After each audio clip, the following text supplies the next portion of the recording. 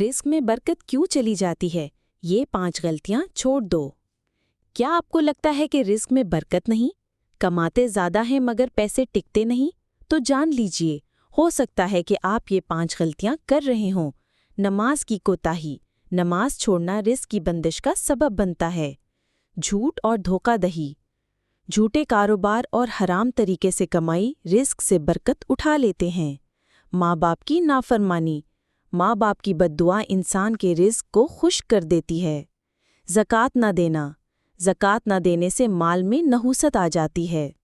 شکر نہ کرنا۔ جو بندہ شکر نہیں کرتا اس کے پاس موجود نعمتیں بھی چھین لی جاتی ہیں۔ یاد رکھیں، رزق صرف رقم کا نام نہیں، سکون، صحت اور وقت بھی رزق ہے۔ آج ہی اپنی غلطیوں پر توبہ کریں اور رزق میں برکت دیکھیں۔